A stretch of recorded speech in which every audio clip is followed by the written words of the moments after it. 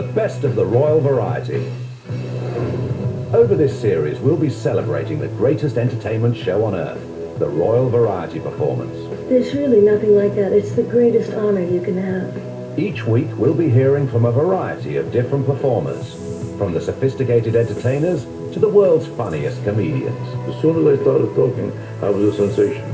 We'll enjoy speciality acts, hear from the stars of song and dance, and celebrate the legends that have topped the bill. It's just a magical experience. By hearing from the stars of the stage, we'll bring you the greatest insight ever into performing by royal command. Oh my goodness, I've got a command from the Queen, I've got to be there. We'll review tonight. We turn the spotlight onto the legends of show business. But to begin, a look back to where it all started. The first Royal Variety Performance took place in 1912 in the presence of His Majesty King George V, and has taken place every year since, making it the longest-running entertainment show of all time. Created and staged to raise funds for the Entertainment Artists Benevolent Fund, it is the only entertainment show to boast royal patronage. And now to a man who's been around since that very first televised show and must be celebrated as a musical icon.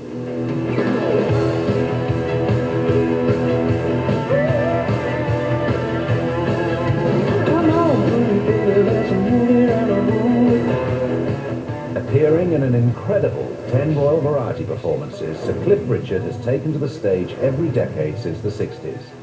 Dubbed the British Elvis, right from the start he created an instant sensation with his combination of great musical talent and rock and roll good looks. It's called rock and roll. You say it's gonna die, honey, please let's face it.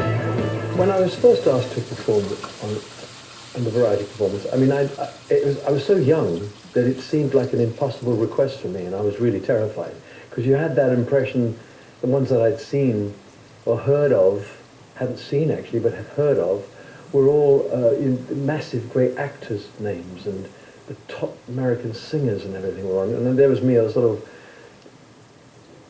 grubby little rock and roller, and I was being asked to perform on the show, so I was really worried. The young ones, darling, we're the young ones. Cliff has been involved, I believe, from the very first show which was televised.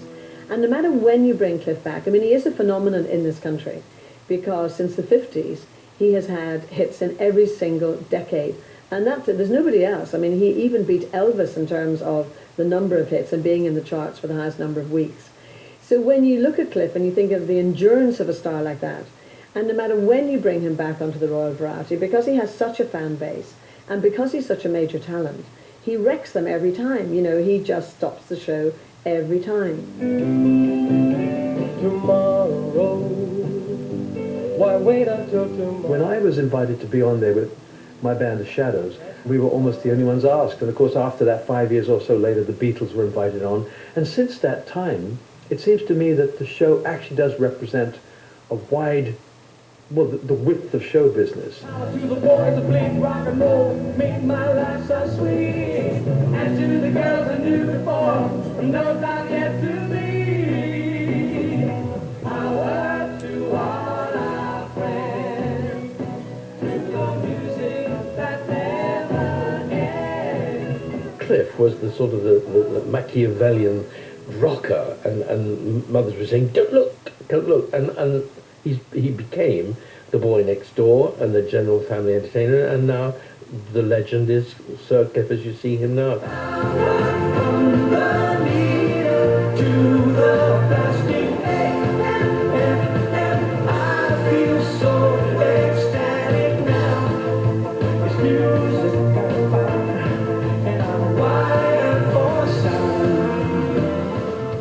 He's such a lovely guy to work with, Cliff. I think he, above anybody, probably maintained his success from being a great professional and a great guy. You never have any problem with Cliff on anything you do with him, and whether it's a Royal Variety show or whatever it is, Cliff comes out, does what he has to do with brilliance, and the audience love him, and that comes very clearly over to the audience.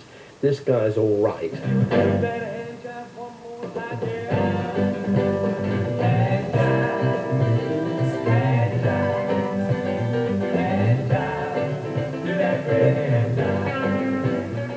the experience is the backstage effect, because I remember in the early days we often had to share, if not always, had to share dressing rooms with people. That doesn't sound like much fun, but it is when you're sharing you're sharing a dressing room with Howard Keel and Sir Laurence Olivier or someone. It is quite fantastic to suddenly find yourself with these massive named artists around you. So I used to look forward to that, wondering who I'd be sharing the dressing room with. I was a very big fan, still am, of Cliff Richard. And he came and knocked on the door, and I was sharing with Millie Martin. And I thought, the times I've waited outside theatres to get this man's autograph, and he's actually in my dressing room. Not only that, oh, he's asking me for my autograph. And someday, when we years have grown, darling, then we each see them once of our own.